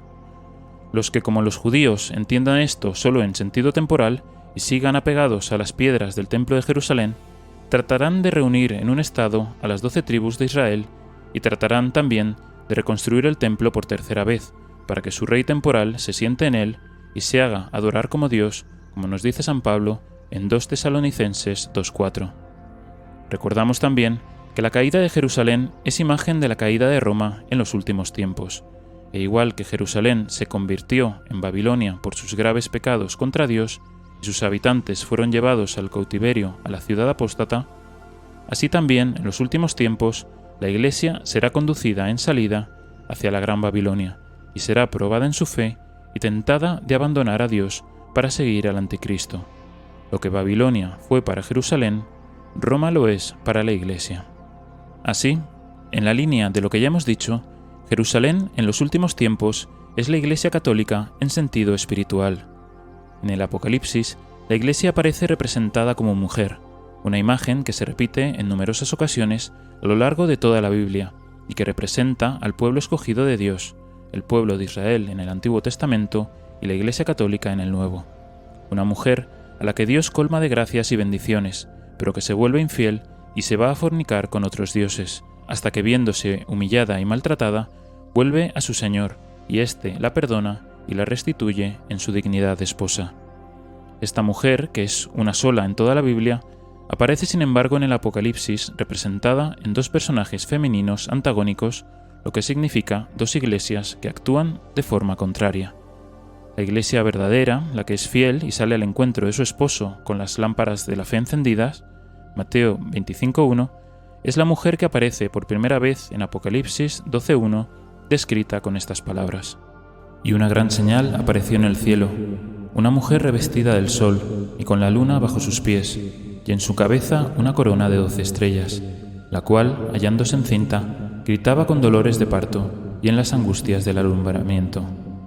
Y ella dio a luz a un hijo varón, el que apacentará todas las naciones con cetro de hierro, y el hijo fue arrebatado para Dios y para el trono suyo. Y la mujer huyó al desierto, donde tiene un lugar preparado por Dios para que allí la sustenten durante 1260 días. Esta es la Iglesia, semilla de la Jerusalén celeste que baja del cielo. Si la Virgen María dio a luz al Redentor en su primera venida con un parto virginal y sin dolor, la Iglesia en los últimos tiempos alumbrará con dolor y en medio de una feroz persecución al Rey de Reyes preparando su segunda venida. También son la verdadera Iglesia aquellos que no habiendo huido al desierto, sí obedecen la voz que les exhorta a salir de la Gran Babilonia y de la falsa Iglesia y que aparecen mencionados en Apocalipsis 12:17. Y se enfureció el dragón contra la mujer, y se fue a hacer la guerra contra el resto del linaje de ella. Los que guardan los mandamientos de Dios mantienen el testimonio de Jesús. Muchos de estos son los que se convertirán en el momento final, como los judíos, y que entrarán a formar parte de la Iglesia por el bautismo de sangre, por el martirio. En cambio, la falsa Iglesia, la Jerusalén convertida en Babilonia, está representada como una mujer adúltera, que en Apocalipsis 17:3 aparece descrita con estas palabras. Y vi a una mujer sentada sobre una bestia purpúrea, repleta de nombres de blasfemias, que tenía 7 cabezas y 10 cuernos. La mujer estaba vestida de púrpura y escarlata, y cubierta de oro y piedras preciosas y perlas, y llevaba en su mano, por una parte, un cáliz de oro lleno de abominaciones, y por otra las inmundicias de su fornicación. Escrito sobre su frente tenía un nombre, un misterio: Babilonia la Grande, la madre de los fornicarios y de las abominaciones de la tierra. Y vi a la mujer ebria de la sangre de los santos y de la sangre de los testigos de Jesús, y al verla me sorprendí con sumo estupor. Esta es la falsa Iglesia, la que es infiel y no se arrepiente de sus pecados, sino que persiste en ellos hasta el final, la que practica la idolatría, bendice el pecado, santifica el adulterio y conduce a todos a la Gran Babilonia por el camino ancho que lleva a la perdición, Mateo 7:13, la que fornica con los reyes de la tierra y sus agendas, y desprecia el sacrificio de los mártires, la que viste de oro, púrpura y escarlata, igual que los sumos sacerdotes del Antiguo Testamento, Éxodo 28:6, y de rojo y púrpura, igual que los cardenales y los obispos de la Iglesia. La Iglesia verdadera aparece vestida con el sol de la fe, sobre la luna, porque ya no estará sometida al tiempo y a los cambios, y coronada de estrellas, que son los apóstoles y los fieles de los últimos tiempos. En cambio, leemos en Apocalipsis 6:12 cómo, en la falsa Iglesia, el sol se puso negro como un saco de crin, y la luna entera se puso como sangre, y las estrellas del cielo cayeron a la tierra, como deja caer sus brevas la higuera sacudida por un fuerte viento. Es decir, en la falsa Iglesia, la luz de la fe se apagará y reinarán las tinieblas y la confusión. La luna ya no será reflejo de la verdad, sino que anunciará el castigo que ya será inminente, y las estrellas, aquellos que tenían que guiar a los fieles, caerán en la apostasía y la mundanidad. Termina el capítulo 17 diciendo: Y los 10 cuernos que viste, así como la bestia, aborrecerán ellos mismos a la ramera, la dejarán desolada y desnuda, comerán sus carnes y la abrasarán en fuego. Y la mujer que has visto es aquella ciudad, la grande, la que tiene imperio sobre los reyes de la tierra. Aquí se unen la Jerusalén física o temporal, Roma, la que pierde la fe y se convierte en sede del anticristo, y la Jerusalén espiritual apóstata, la falsa iglesia, que terminará desolada y destruida por aquellos que la llevaron sobre sus hombros, los poderes políticos y religiosos que sirven al demonio, los enemigos de Cristo y de su iglesia. De esa Jerusalén, convertida en Gran Babilonia en los últimos tiempos, tendremos que huir los católicos, obedeciendo como último aviso a la voz que resuena en Apocalipsis 18:4. Tendremos que huir como las ovejas del redil, siguiendo la voz del pastor que resuena en Juan 10:3, como los primeros cristianos que huyeron de la Jerusalén apóstata de Lucas 21:20, como los macabeos de 1 Macabeos 2:29, como los judíos cautivos en Babilonia de Esdras 1:5, como los israelitas esclavos en Egipto en Éxodo 12:37, como Lot de Sodoma en Génesis 19:16. La huida es un mandato de Dios, y los que no huyan a tiempo sufrirán el mismo castigo que todas las ciudades idólatras y apóstatas que conforman en el tiempo y en la historia la Gran Babilonia. Pero Dios nunca abandonó a su pueblo en esta huida, sino que siempre fue delante de ellos, guiándoles como el buen pastor cuando saca a las ovejas del redil y preparándoles un lugar para su sustento. En los últimos tiempos, el lugar preparado por Dios no es Jerusalén, ni Egipto, ni Babilonia, es el desierto, como hemos leído en Apocalipsis 12:6, donde los cristianos fieles que huyeron a tiempo formarán ese pequeño resto fiel que anunciaron Isaías en Isaías 10:20 y Esdras 9:8. Terminamos con el segundo punto de este análisis escatológico, leyendo Apocalipsis 21:2, el único versículo del Apocalipsis en el que se nombra a Jerusalén. Y vi la ciudad, la santa, la Jerusalén nueva, descender del cielo de parte de Dios, ataviada como una novia que se engalana para su esposo. En el segundo programa explicamos que en los últimos tiempos la Iglesia, la Jerusalén espiritual fiel, morirá, o al menos humanamente, parecerá que ha muerto, y los enemigos de Cristo y de su Iglesia creerán que han triunfado, igual que los judíos pensaron que habían derrotado a Cristo con su pasión. La señal escatológica de que la Iglesia morirá es que cuando Cristo vuelva y venza a sus enemigos, la nueva Iglesia, la nueva Jerusalén, descenderá del cielo como hemos leído. Si la Iglesia no hubiera muerto, no haría falta que bajara una nueva Jerusalén del cielo, resucitada, sino que habría bastado con renovarla o restaurarla. Pero nos dice Cristo en Juan 12:24 que si el grano de trigo no muere, no da fruto abundante. Igual que Cristo murió y venciendo a la muerte resucitó, nos dice el Catecismo en el número 677 que la Iglesia solo entrará en la gloria del reino a través de esta última Pascua en la que seguirá a su Señor en su muerte y su resurrección.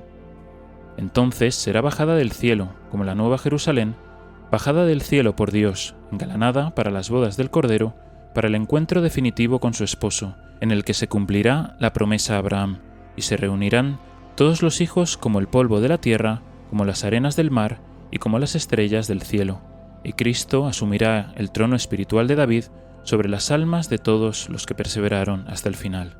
Y su reino no tendrá fin. Que Dios Padre nos aumente la fe, para que en ningún momento renunciemos a su paternidad y nos alejemos de la verdadera Iglesia. Que Dios Hijo nos aumente la esperanza, para que velemos y oremos en espera de su segunda venida y pueda reinar en nuestras almas para siempre. Que Dios Espíritu Santo nos aumente la caridad, para ser luz en medio de un mundo en tinieblas y encienda en nosotros el fuego del celo por la salvación de las almas. Que la Virgen Santísima nos guíe en estos momentos y sepamos imitarla en todo, durante la pasión, muerte y resurrección de la Iglesia.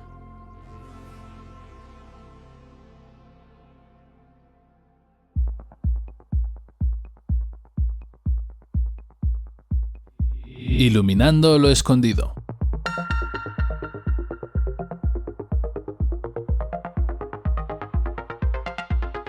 Muy buenas a todos y bienvenidos una vez más a Iluminando lo escondido. En este programa hablaremos de la fuerza de la mala costumbre siguiendo una vez más a San Agustín. Ordinariamente, la costumbre se conoce como segunda naturaleza, porque es algo que se repite muchas veces y que llega a ser como una naturaleza añadida. Veamos la diferencia que hay entre cometer un pecado y el cometerlo por costumbre. Dice San Agustín: Si uno ha cometido algún pecado y se ha enmendado inmediatamente, pronto revive, porque, aunque muerto, no está sepultado, no está atenazado por la costumbre. Pero si ha caído en la mala costumbre, ya le considero enterrado, y con razón puedo decir que despide mal olor, porque empieza a tener mala fama, que es como un olor pestilencial. Gastas miserablemente el tiempo cuando le dices, no debes obrar así, porque, ¿cómo quieres que te haga caso el que está como enterrado y en estado de putrefacción y está oprimido por la lápida sepulcral de la mala costumbre? También ejemplifica esto San Agustín comparando los pecados de pensamiento, de obra y de costumbre con las 3 personas resucitadas por Jesús en la Biblia: a la hija de Jairo en su propia casa, Marcos 5 del 21 al 43, al hijo de la viuda de Naín cuando lo llevaban a la sepultura, Lucas 7 del 11 al 17, y a Lázaro después de estar 4 días en el sepulcro. Lo encontramos en el capítulo 11 del Evangelio de Juan. La resurrección de la hija de Jairo, que fue resucitada en su propia casa, representa los pecados de pensamiento. Hay personas que tienen el pecado dentro en su corazón, aún no convertido en obra, pero el Señor mismo dice: quien mire a una mujer casada, deseándola, ya adulteró con ella en su corazón. Aunque aún no ha habido contacto físico, ya consintió en su corazón. Tiene el muerto en su interior, aún no lo ha sacado fuera. Estas personas, a veces, después de oír la palabra de Dios, como si el Señor les dijese levántate, condenan el haber consentido al pecado y anhelan la salud y la justicia. Resucita el muerto en casa y revive el corazón en el secreto de la conciencia. Esta resurrección del alma muerta se ha producido en el secreto de la conciencia, como si fuese dentro de los muros de la casa. En segundo lugar, tenemos la resurrección del hijo de la viuda de Naín, cuando ya lo estaban llevando a la sepultura, y representa aquellos pecados que van más allá del pensamiento y pasan a la acción, pero que, si son amonestados y tocados por la palabra de la verdad, se levantan obedeciendo a la palabra de Cristo, es decir, vuelven a la vida. Pudieron avanzar en el pecado, pero no perecer para siempre. Y en tercer lugar se encuentra la resurrección de Lázaro. He aquí el último grado de muerte, la fuerza de la mala costumbre. Veamos lo que dice San Agustín. Quienes a fuerza de obrar mal se ven envueltos en la mala costumbre, de forma que la mala costumbre misma no les deja ver que es un mal, se convierten en defensores de sus malas acciones, se enfurecen cuando se les reprende, asemejándose a los sodomitas que replicaron al justo Lot que les reprendía su perverso deseo. Tú viniste a vivir con nosotros, no a darnos leyes. Tan arraigada estaba allí la costumbre de la lujuria nefanda que la maldad se identificaba para ellos con la justicia, hasta el punto de reprender antes al que la prohibía que al que la practicaba. Estos, oprimidos por tan malvada costumbre, están como sepultados. Pero, ¿qué he de decir, hermanos? De tal forma sepultados que se da en ellos lo que se dijo de Lázaro, ya yede. El peñasco colocado sobre el sepulcro es la fuerza opresora de la costumbre que oprime el alma y no la deja ni levantarse ni respirar. En resumen, si el pecado solo ha sido concebido en el corazón y no se ha ejecutado lo que se pensó, debemos arrepentirnos, de modo que con este remedio resucite el muerto dentro de la casa de nuestra conciencia. Si se ha realizado aquello que el pensamiento concibió, no hay que desesperar. El muerto que no resucitó en secreto, resucita en público mientras le llevan a enterrar. Debemos arrepentirnos de la mala acción para recuperar pronto la vida, sin dar tiempo a caer en el sepulcro, donde nos veremos oprimidos por la gran piedra de la costumbre. Y si alguien está aprisionado bajo la dura losa de su costumbre y oprimido por su peso, que tampoco desespere. Cierto es que se halla el muerto muy abajo, pero está Cristo arriba, que con un grito puede destruir todas las ligaduras terrenas y sabe vivificar interiormente. San Agustín da un ejemplo claro sobre cómo vencer a esta mala costumbre. Fijaos, os voy a poner un ejemplo al respecto para que entendáis lo demás. Sabéis que hay hombres sobrios, son los menos pero los hay. Sabéis que los hay también borrachos, estos abundan. Suponed que se bautiza el sobrio. Por lo que respecta a la embriaguez, no tiene con qué luchar. Tiene otras apetencias contra las que luchar. Mas, para que comprendáis los otros casos, imaginémonos el combate con un solo enemigo. Suponed ahora que el bautizado es uno que se emborracha. Escuchó, y no sin temor, que entre los demás males que cierran a los hombres las puertas del reino de Dios se haya mencionada también la embriaguez. Pues donde se dijo, ni los fornicarios, ni los idólatras, ni los adúlteros, ni los afeminados, ni los sodomitas, ni los ladrones poseerán el reino de Dios, allí mismo se añadió, ni los borrachos, etc., poseerán el reino de Dios. Lo escuchó y temió. Se bautizó. Se le perdonaron todos los pecados de embriaguez. Le queda la costumbre que opone resistencia. De hecho, no obstante haber nacido de nuevo, tiene contra qué luchar. Todos sus vicios pasados le fueron perdonados. Ponga atención, se mantenga alerta, luche para no volver a embriagarse. Así pues, se despierta el apetito de beber, pellizca el ánimo, introduce la sequedad en las fauces, pone asechanzas a los sentidos. Quisiera incluso, si le fuera posible, penetrar los muros, llegar hasta él allí encerrado y llevarle cautivo. Lucha a él, o ponle resistencia. O, si tampoco él existiera, si entró por una costumbre de esta vida, morirá por una buena costumbre. Tú preocúpate solo de no satisfacerlo, no lo sacies cediendo, sino dale muerte ofreciéndole resistencia. Con todo, mientras exista, será tu enemigo. Si no le otorgas consentimiento y nunca vuelves a embriagarte, cada día será menor. Que sus fuerzas no le vengan de tu sumisión. En efecto, si cedes y te emborrachas, se las estás dando. ¿Acaso le das fuerzas contra mí y no contra ti? Desde este sitio al más elevado advierto, digo y anuncio el mal que ha de sobrevenir a los que se emborrachan. Lo digo con anticipación. No podrás decir, nunca oí esto, ni podrás decir, Dios pedirá cuentas de mi alma a quien no me habló. Pero sudas porque tú mismo, con tu mala costumbre, te creaste un adversario poderoso. No te fatigaste para nutrirlo, fatígate para vencerlo. Y si no te hallas con fuerzas frente a él, ruega a Dios. No obstante, si en esta lucha contra tu mala costumbre no sales vencido, si ella no te derrota, has cumplido con lo que manda el apóstol. No deis satisfacción a las apetencias de la carne.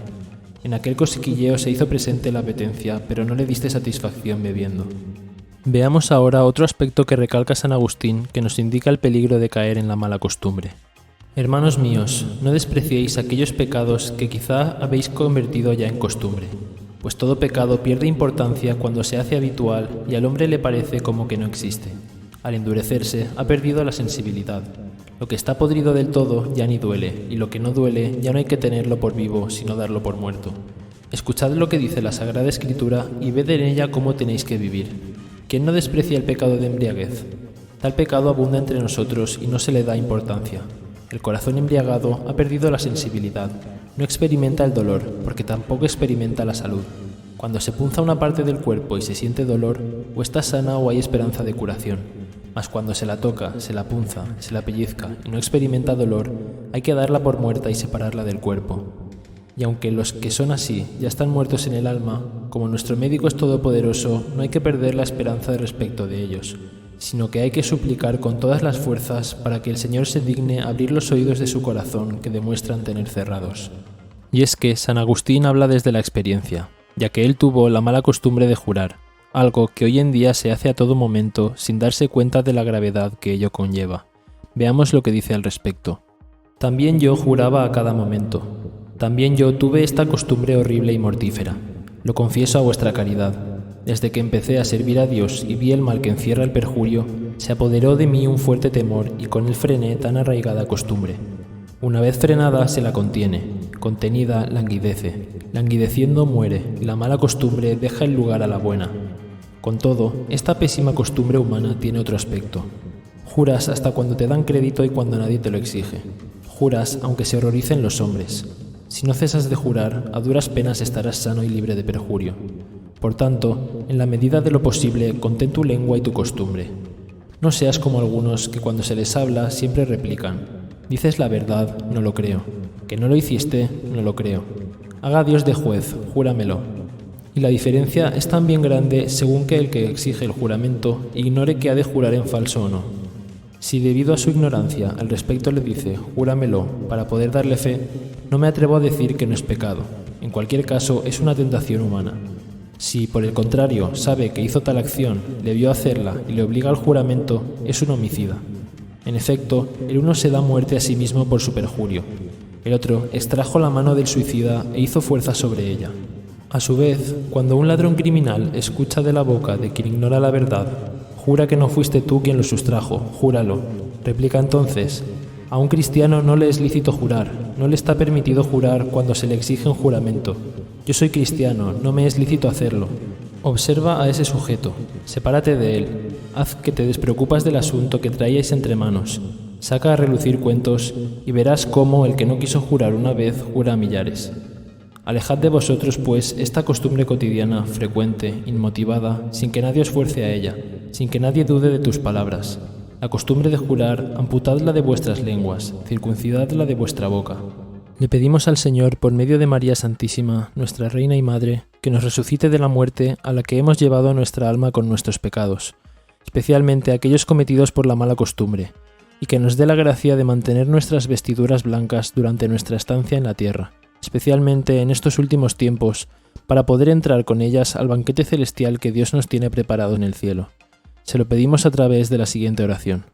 Señor, con qué dificultad se levanta el que se encuentra oprimido bajo la losa de la mala costumbre, pero siempre puede levantarse vivificado por la acción interior de tu gracia, si tú, Señor, le gritas al corazón. En efecto, he visto hombres de costumbres corrompidas que, convertidos, viven más piadosamente que sus murmuradores. No desconfío de la salud de nadie, y me confirmo en ello con el caso de la hermana de Lázaro. Si es que ella fue la misma que ungió tus pies, y, después de bañarlos con lágrimas, los secó con sus cabellos. Esta, digo, recibió mejor resurrección que su hermano, cuando fue librada de la pesada piedra de la mala costumbre.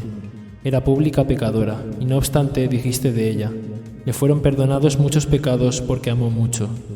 No quiero, pues, ni presumir ni desesperar de mí, ya que tan malo es lo uno como lo otro. Y para no desesperar, quiero dirigirme a aquel en quien debe fundarse toda presunción. Tú dijiste, no he venido a llamar a los justos, sino a los pecadores. Ciertamente que si no hubieras amado a los pecadores, no habrías descendido del cielo a la tierra. Oh Señor, grandes son mis enfermedades, pero ninguna es incurable para ti, médico omnipotente. Quiero ser curado, no rechazo tus manos, porque tú sabes qué es lo que debes hacer. ¿Acaso no me curarás porque tenga yo toda la culpa de haber caído enfermo, despreciando tus avisos? No quise escucharte cuando se trataba de conservar la salud, te escucharé ahora para poder recobrarla. Que al menos, después de haber traspasado tus advertencias, te preste atención tras una penosa experiencia. ¿Qué terquedad no será la que ni aun a los hechos de la experiencia se doblega? Dame, Señor, la gracia de llorar para no ser insensible al dolor. Amén.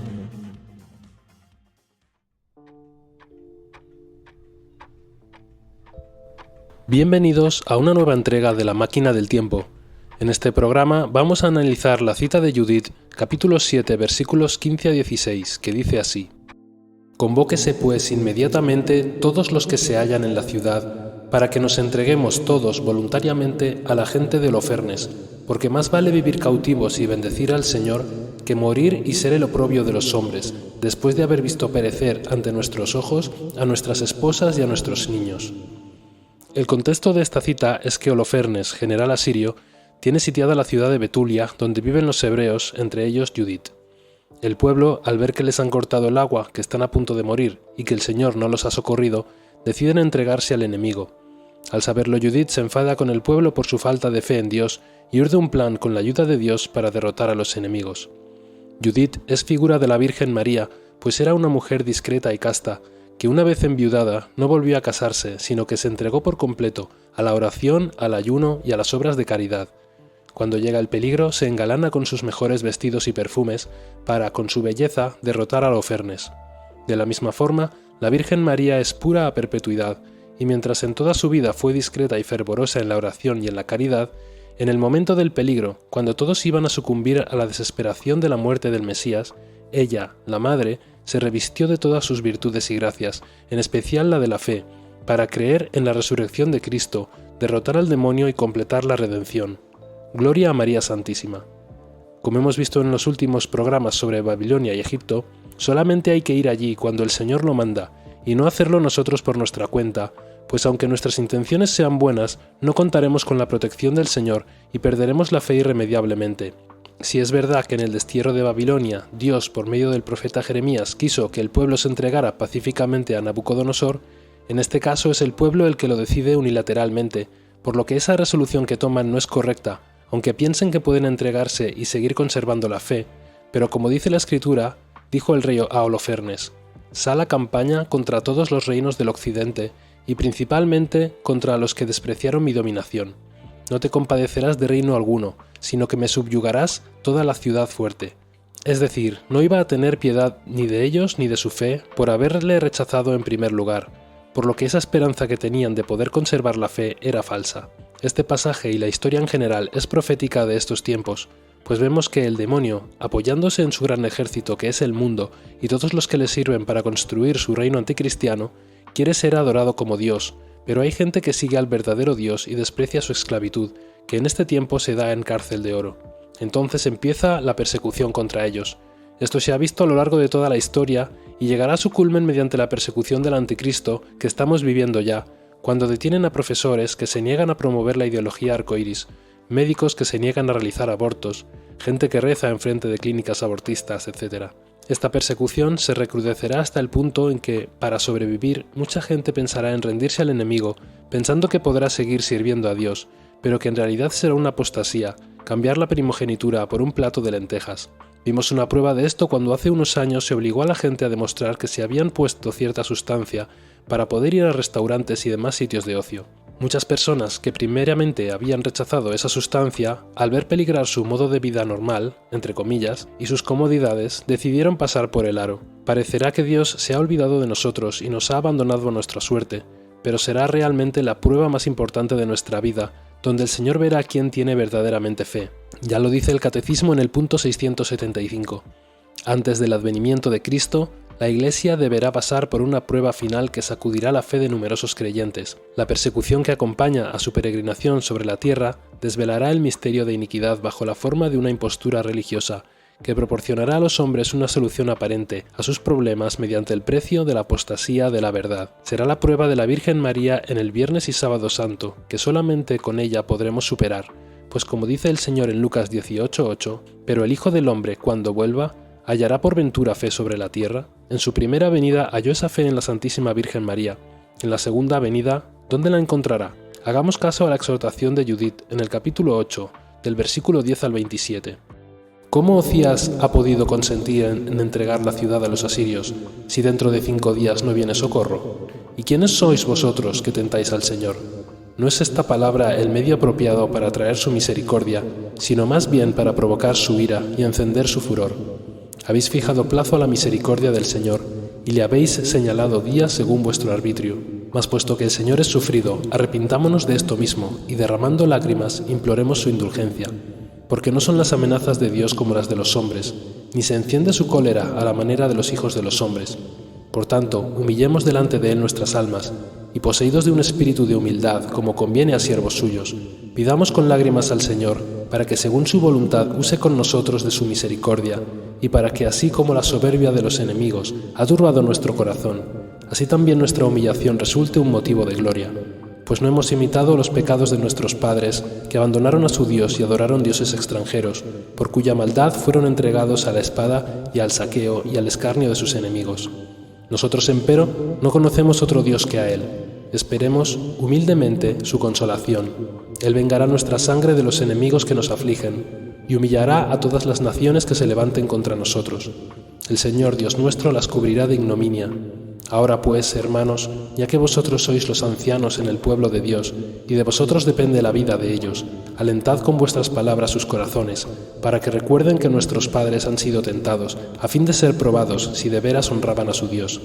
Que se acuerden cómo fue tentado nuestro padre Abraham, y cómo, probado con muchas tribulaciones, vino a ser el amigo de Dios. Así Isaac, así Jacob, así Moisés y todos los que agradaron a Dios pasaron por muchas tribulaciones, manteniéndose siempre fieles. Mas aquellos que no aceptaron las pruebas con temor del Señor, sino que a causa de su impaciencia profirieron injuriosas murmuraciones contra el Señor, fueron exterminados por el exterminador y perecieron mordidos de las serpientes. Por tanto, no nos dejemos llevar a la impaciencia por lo que padecemos. Antes bien, considerando que estos castigos son menores que nuestros pecados, creamos que los azotes del Señor, con que como esclavos somos corregidos, nos han venido para enmienda y no para nuestra perdición. Que la Santísima Virgen María, abogada y medianera de todas las gracias, nos conserve y aumente la fe en los momentos de mayor dificultad y persecución, para que seamos capaces de todo, para gloria de Dios. Amén.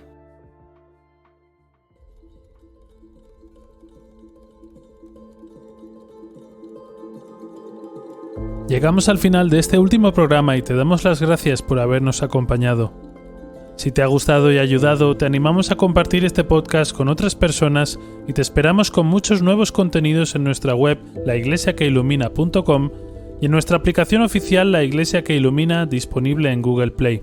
Terminamos con el testimonio y profecías de un santo que hace 15 siglos predijo con total exactitud cómo sería la época que vivimos hoy en día, considerándola incluso como cercana a la venida del Anticristo. Considerado uno de los principales escritores ascéticos del siglo V, hoy en Santos de Verdad, San Nilo. No hay más ciego que el que no quiere ver, pero dichosos los que creen sin haber visto. porque son vista de águila a los ojos de la fe, que ven al Rey de Reyes en el sufrimiento del Cristo. Dijo el Señor que nadie sabe el día ni la hora, pero nos manda a escrutar los signos de los tiempos. Y en esta época somos como niños con el dedo en la boca sin sacarlo para ver hacia dónde soplan los vientos. En el mundo sobreabunda el pecado y por menos se destruyó Sodoma, y la Iglesia sigue sus pasos cuando se confunde y desecha su corona, porque somos sacerdotes, profetas y reyes desde el bautismo, y como Cristo es Rey, así es también real la Iglesia que es su esposa. Vemos el mal y nos encogemos de hombros, decimos que Dios sabe lo que hace, confundimos lo que Dios quiere con lo que permite. ¿Cómo no somos capaces de entender que Dios ama la libertad y se expone a que le rechacen, soportando el mal que hacemos en lugar de aquello que sabemos que le complace? Debemos usar la libertad para el bien durante el tiempo que se nos da para vivir. Jesús nos pide ir al mundo entero. Eso es evangelizar y convertir. Él espera que le busques, le ames y seas activo en el servir, porque el Dios que te creó sin tu ayuda no te va a salvar sin ti.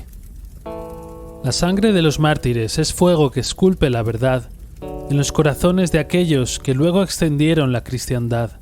Por eso el ardor de los santos es una llama que no se debe apagar, como San Nilo, que combatiendo la herejía ejerció la más alta caridad. Santos de verdad. San Nilo vivió entre el siglo IV y V, se casó y tuvo 2 hijos, y fue discípulo y ferviente defensor de San Juan Crisóstomo, por quien fue instruido en el estudio de las Escrituras. Aunque nos pueda sorprender esta vocación, Nilo fue con uno de sus hijos y ambos se hicieron monjes viviendo en el monte Sinaí. Su esposa y su otro hijo también abrazaron la vida religiosa, viviendo ambos en Egipto. Nilo era muy conocido en la Iglesia oriental por sus escritos y correspondencia, y toda clase de gente le escribía para consultarle.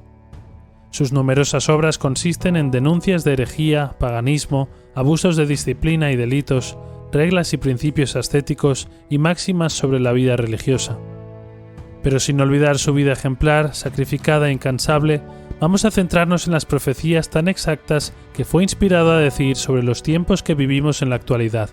Dice así: después del año 1900, a mediados del siglo XX, las personas de ese tiempo se tornarán irreconocibles. Cuando se aproxime el tiempo de la venida del Anticristo, la inteligencia de los hombres será oscurecida por las pasiones carnales. La degradación y el desreglamento se acentuarán. El mundo entonces se tornará irreconocible. Las personas cambiarán de apariencia y será imposible distinguir a los hombres de las mujeres por causa del atrevimiento en la manera de vestir y en la moda de sus cabellos. Esas personas serán deshumanas y como auténticos animales salvajes por causa de las tentaciones del Anticristo.